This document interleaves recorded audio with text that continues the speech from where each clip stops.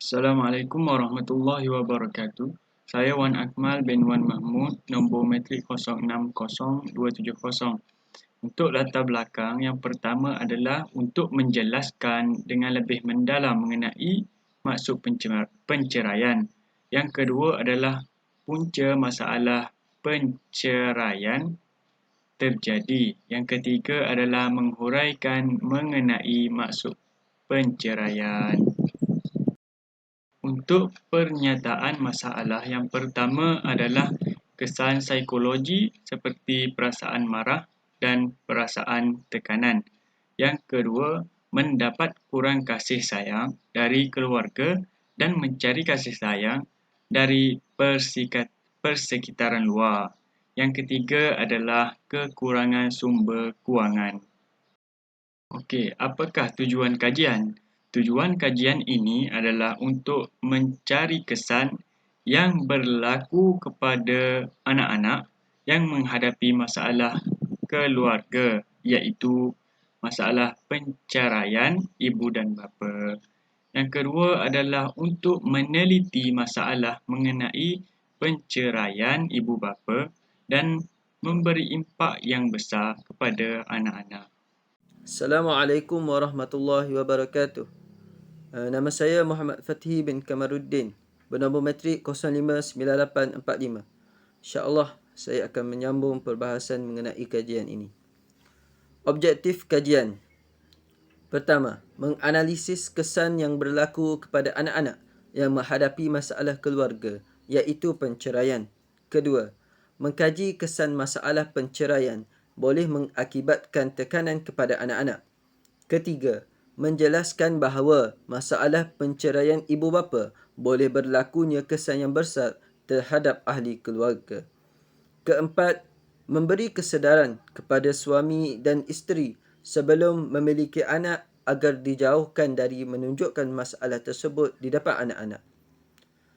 Seterusnya, mengenai soalan kajian. Pertama, kesan anak-anak yang menghadapi masalah keluarga iaitu penceraian. Kedua, adakah kesan penceraian boleh mengakibatkan tekanan kepada anak-anak? Ketiga, bagaimana kesan penceraian boleh memberi impak yang buruk kepada ahli keluarga?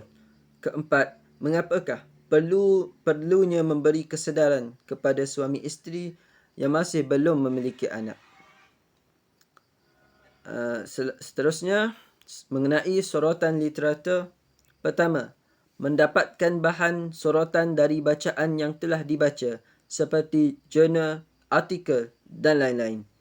Kedua, mengumpulkan kandungan-kandungan hasil penyelidikan yang hendak dikaji.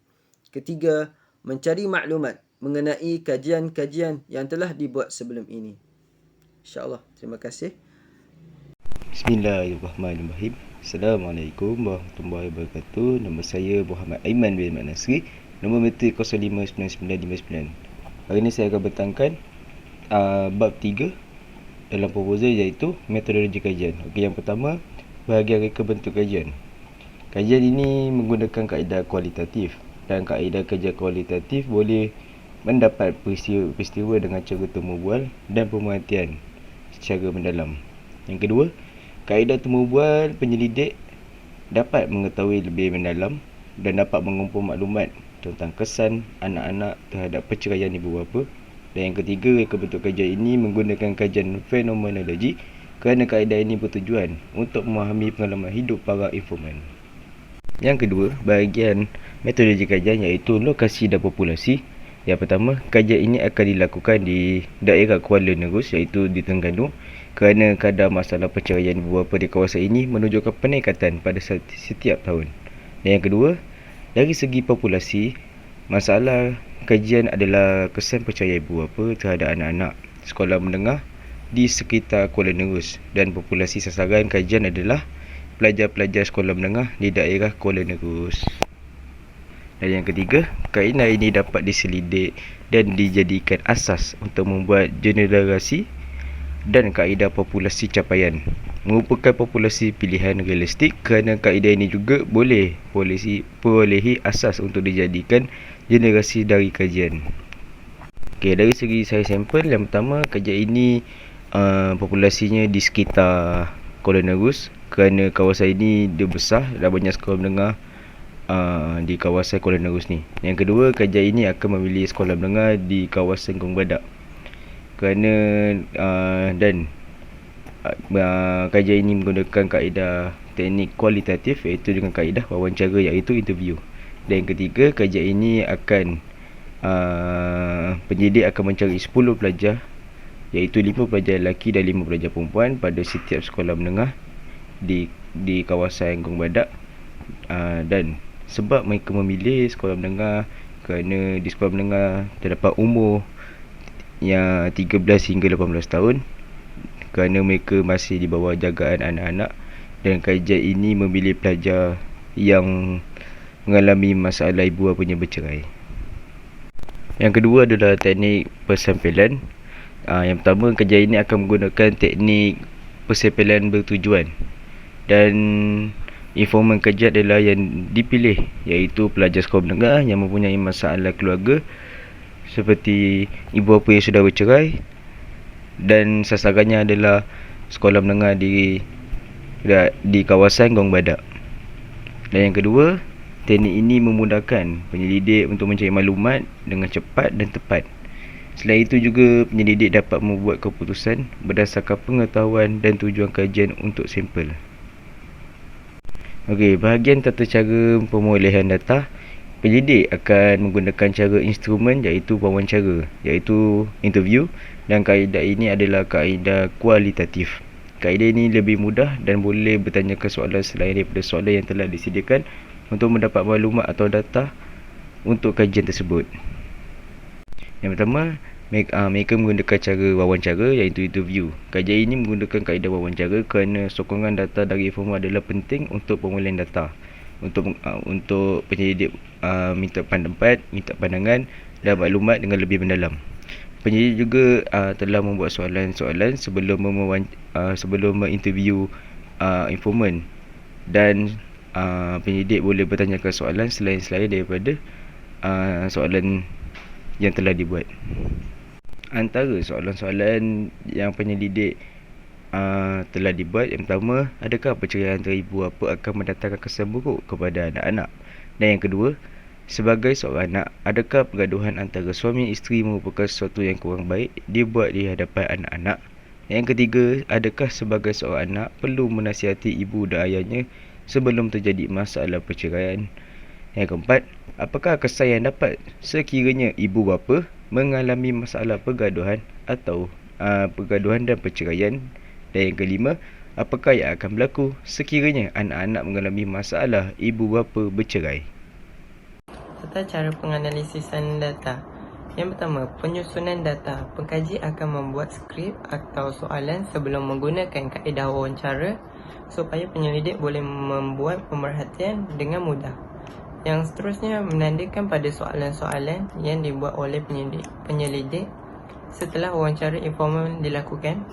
Dan selain itu, penyelidik perlu mencatat pemerhatian atau maklumat daripada soalan-soalan yang telah dilakukan apabila wawancara tersebut diadakan.